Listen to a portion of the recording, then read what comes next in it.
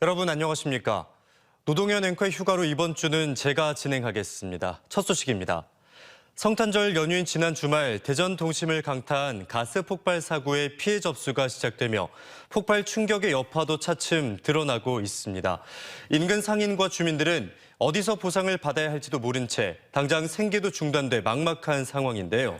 일각에선 한 번 터지면 큰 재난 상황으로 커지는 LP가스에 대해 안전관리를 강화해야 한다는 목소리도 나옵니다. 김철진 기자입니다. 크리스마스 이브 저녁, 강렬한 섬광과 함께 도심 일대를 아수라장으로 만든 대전 오정동 가스 폭발 사고. 사고 발생 이틀이 지난 지금도 현장은 처참한 상태입니다.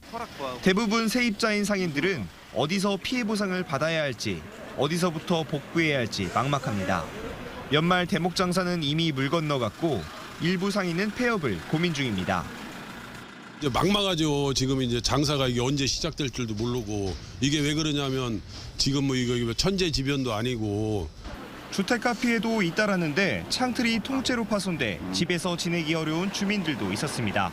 현재까지 구청에 접수된 피해 건수만 100건이 넘고 추가 신고도 이어지고 있어 정확한 피해 규모는 파악이 어렵습니다. 경찰과 소방, 국가수 등은 오는 28일 첫 합동 감식에 나선다는 계획인데 결론이 나오기까지는 다소 시일이 걸릴 것으로 보입니다. 일각에선 편의성 등을 이유로 도시가스 대신 사용하는 LP가스에 대한 안정성 우려를 제기합니다. 지난해 발생한 가스 안전사고 중 절반 정도가 LP가스 사고인데 폭발력도 커 지난 10월 서산 읍내동 일대를 강타한 폭발 사고처럼 큰 피해를 남길 수 있기 때문입니다. 공급되는 이제 배관이 고무 형태로 되어 있어서 고무 호수가 잘리거나 또 빠져서 가스가 노출되어서 이제 폭발할 수 있는 그런 위험성이 있습니다. 한 번 발생하면 큰 피해를 낳는 가스 폭발 사고, 안전 관리를 강화해야 한다는 목소리가 커지고 있습니다. TJB 김철진입니다. 세종시의 한 목욕탕에서 3명이 감전돼 숨진 사고와 관련해 2차 합동 감식이 진행됐습니다. 세종경찰청은 오늘 오전 소방당국과 전기안전공사 등과 함께 사고가 난 조치원읍의 한 목욕탕을 찾아 누전 원인을 밝히기 위해 탕내 전기시설과 한증막 주변 배전반을 중점적으로 살폈습니다. 세종시도 이번 사고와 관련해 유가족들의 심리회복을 지원하는 한편 관내 전체 목욕탕에 대해 합동 안전점검을 실시하고 실내 수영장도 전기안전점검을 요청하기로 했습니다. 대전을 대표하는 캐릭터인 꿈돌이와 꿈순이에게 새로운 가족과 친구가 생겼습니다. 대전 꿈씨 가문의 시조가 된 건데 과학도시 대전답게 우주의 생명체를 소재로 캐릭터가 만들어졌고 이렇게 만들어진 꿈씨 가문은 대전 도시 마케팅에 활용됩니다. 김성민 기자입니다. 1993년 대전 엑스포 마스코트였던 꿈돌이와 꿈순이는 우주에서 대전에 온 캐릭터이자 대전을 대표하는 캐릭터로 꾸준한 인기를 누리고 있습니다. 대전에 정착해 결혼한 꿈돌이와 꿈순이에게 5명의 자녀와 꿈돌이 동생, 친구와 반려동물이 생겼습니다. 대전시가 공개한 꿈씨 패밀리 캐릭터는 꿈돌이, 꿈순이 가족답게 독특한 삼각형 얼굴과 상징인 별 패턴으로 저마다 개성을 갖추고 있습니다. 자녀 중 첫째인 꿈비치는 과학을 좋아하고 둘째인 꿈결이는 생각하는 것이 취미입니다. 넷째와 다섯째는 이란성 쌍둥이 꿈별이와 꿈다리로 언제나 함께합니다. 꿈돌이, 꿈순이 자녀 중 셋째는 전국 공모전 수상작 중 추가로 선정됩니다. 꿈돌이 동생 꿈동이는 우주에서 대전을 찾아와 연구 중이고 반려견 몽몽이를 비롯해 꿈돌이 친구로 100조짜리 별에서 온 내부와 드르 등 캐릭터도 공개됐습니다. 과학수도 그리고 앞으로 전개될 미래 우주산업과 관련된 가장 상징성 있는 도시에 걸맞는 캐릭터가 아닐까 이렇게 생각하고 있습니다. 대전 꿈씨의 시조가 된 꿈돌이 패밀리는 내년에 대전 지역 작가들이 참여하는 창작 웹툰과 애니메이션 등 디지털 콘텐츠에 활용되고 대전 영시축제와 같은 도시 마케팅에도 쓰여 축제의 재미와 매력을 더하게 됩니다. 대전시와 대전관광공사는 꿈씨 패밀리 캐릭터를 완구와 의류, 펜시 등 다양한 산업에 활용해 지역 경제 활성화에 도움이 되도록 할 계획입니다. 웹툰 같은 디지털 콘텐츠를 만들고 두 번째로는 축제 같은 도시 마케팅에 꿈돌이를 활용하고 마지막으로는 여러 가지 민간 사업자가 상업적 활동을 하시는 데 활용할 수 있도록 개방할 예정입니다. 이와 함께 꿈돌이 가족 캐릭터를 활용한 트램 설치를 검토하는 등 꿈씨 패밀리를 활용해 대전의 도시 브랜드를 끌어올릴 계획입니다. TJB 김성민입니다.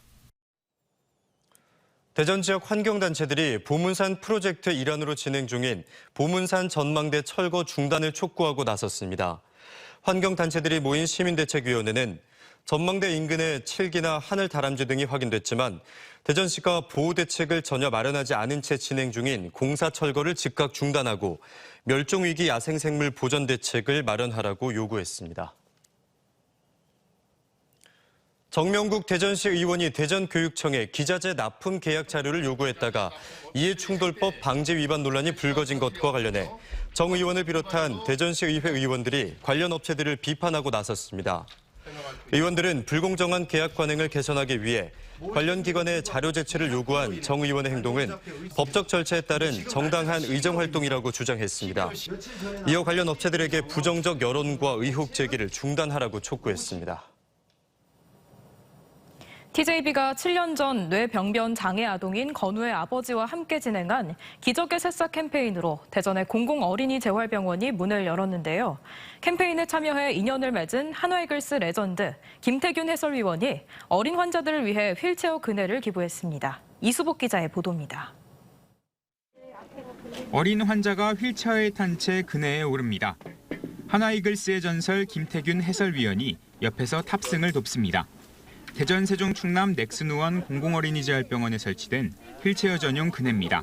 이 그네는 지난 2017년 TJB와 사단법인 토닥토닥, 사회복지공동모금회와 한화이글스가 함께 진행한 기적의 새싹 캠페인 당시 김태균 위원이 기부한 2천만 원과 기적의 마라톤 당시 모인 기부금 800여만 원을 모아 만들어졌습니다. 수많은 기부 활동으로 현역 시절이던 2012년에 이미 아나소사이어티에 가입한 김 위원은 나눔이 곧 기쁨이라 말합니다. 이 재활병원에서는 특히 어린이들이 저희도 아이들을 키우고 있기 때문에 아이들이 또 재활을 하는데 좀 도움이 될 수 있을 것 같았고 병원 측은 휠체어에 앉은 채 고된 치료를 받는 어린 환자들이 그네로 더 높은 세상을 바라보고 꿈을 키울 수 있게 됐다며 감사 인사를 전했습니다. 어린이들이 이 휠체어 그네를 통해서 새로운 경험을 하고 또 새롭게 세상을 바라보는 그런 시간이 되기를 바라는 마음이고요. 잘 활용해서 잘 쓰도록 하겠습니다. 이번에 기증된 휠체어 그네는 지난 10월 정부에서 무장애 놀이기구로 인정한 이후 전국에서 처음 설치됐습니다. 휠체어 그네 설치를 주도한 건우 아빠 김동석 토닥토닥 대표는 앞으로 아이들이 장애와 상관없이 모두 뛰놀 수 있는 환경이 마련되길 소망합니다. 이 휠체어 그네의 조성이 여기서 끝나는 것이 아니라 모든 놀이터에 확산이 돼서 모든 어린이가 함께 뛰어놀 수 있었으면 좋겠습니다. 2016년부터 TJB가 심은 기적의 새싹이 피운 꽃. 여전히 지지 않고 또 다른 결실로 돌아왔습니다. TJB 이수복입니다. 계룡시는 충청권 광역철도 1단계 사업 공사가 착수됨에 따라 계룡역 환승센터 건립에 나서기로 했습니다. 계룡시와 대전 신탄진동 35.4km 구간을 잇는 해당 사업은 기존 경부선 호남선 선로를 활용하고 6개 정거장을 신설하는 등 모두 12개 정거장을 설치해 편도 기준 하루 65회 운행하며 오는 2026년 개통을 목표로 총 사업비 2,598억 원이 투입됩니다.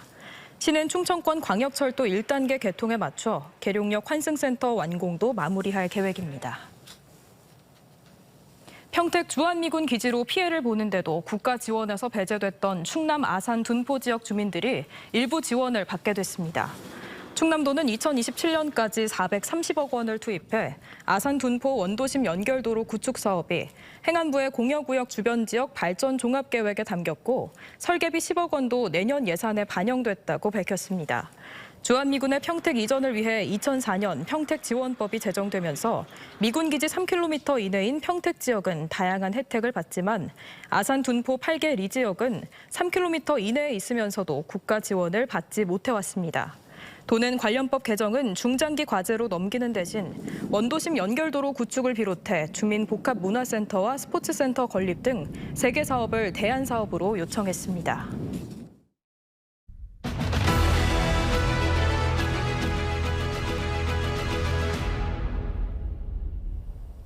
다사다난했던 2023년 한 해를 돌아보는 기획보도 아디오 2023입니다. 오늘은 한국타이어 대전공장 화재를 비롯해 음주운전 차량에 안타깝게 목숨을 잃은 고 배승하양 사건 등 올해 지역에서 일어난 다양한 사건 사고를 통해 올 한 해를 돌아보는 시간을 마련했습니다. 조영준 기자가 전해드립니다. 공장에서 뿜어져 나온 시뻘건 불기둥이 하늘을 뒤덮었습니다. 공장 한 개동 타이어 21만 개를 모두 태운 뒤 58시간 만에 꺼진 한국타이어 대전공장 화재. 공장이 멈춰서며 협력업체 노동자들은 하루아침에 직장을 잃었고 인근 주민들은 분진 등으로 큰 고통을 호소했습니다. 홍성과 대전에서 동시에 발생한 초대형 산불. 초속 10m의 강풍을 타고 불은 빠르게 번졌고 축구장 2,000개 면적 산림을 태운 뒤 3일 만에 꺼졌습니다. 술에 취해 몸을 가누지 못하는 남성이 계단을 내려옵니다. 이 남성이 만취 상태로 몰던 승용차는 학교 앞 길을 걷던 초등생 4명을 덮쳤고 9살 배승하 양의 목숨을 앗아갔습니다. 제가 여기 서 있을지 몰랐듯이 내일은 다른 누군가가 여기 서 있을 수가 있거든요. 올 여름 논산과 청양 등 충남에는 시간당 50mm 안팎의 역대급 집중호우가 쏟아졌습니다. 산사태 등으로 지역에서 6명이 목숨을 잃었고 모두 1만여 헥타르의 농경지가 물에 잠겼습니다. 언제 정리가 되겠다 이게 없어요. 막막합니다, 솔직히. 자연재해뿐 아니라 안타까운 사회적 재난도 이어졌습니다. 지난 9월 대전에서 학부모 악성민원에 시달리던 초등교사가 스스로 세상을 등졌고 고통을 외면한 학교 관리자 등에 대한 조사는 계속되고 있습니다. 사회 초년생들의 꿈을 한순간에 앗아간 지역의 전세 사기 문제도 현재 진행형입니다. 하늘이 좀 무너져 내렸다라고 표현을 하는 게 맞는 것 같고요. 일상생활이 좀 지장이 있을 정도로 좀 힘든 과정을 좀 겪었습니다. 경찰도 전세 사기를 경제적 살인으로 규정하고 특별 단속에 나섰지만 법과 제도의 부실 속 피해자 구제는 더디기만 합니다. 유독 큰 사건 사고들이 많았던 한 해였습니다. 제대로 된 피해 예방책과 대책 없인 내년에도 같은 문제가 반복될 수밖에 없습니다. TJB 조형준입니다.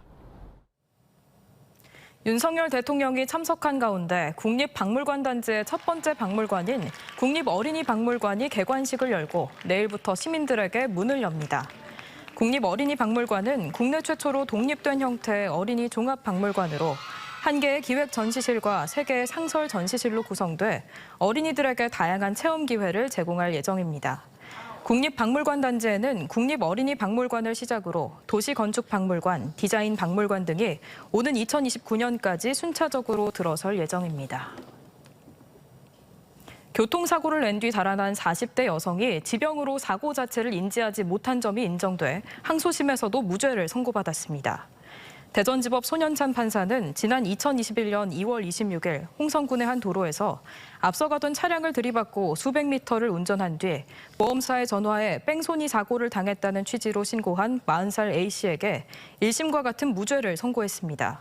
손 판사는 사고 이전인 2019년부터 뇌전증을 진단받아 치료를 받던 A씨가 뇌전증으로 의식이 없어져 사고를 기억하지 못하고 달아났을 가능성이 충분하다고 판시했습니다.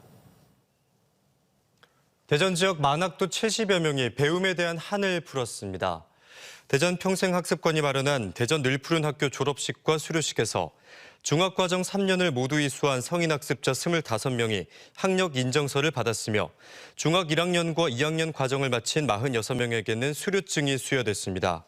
늘푸른 학교는 2015년부터 성인학습자들이 배우기 쉬운 중학교 학력 인정 문해 교육 과정을 운영하고 있으며 올해는 최저 62세, 최고령은 80세인 것으로 나타났습니다.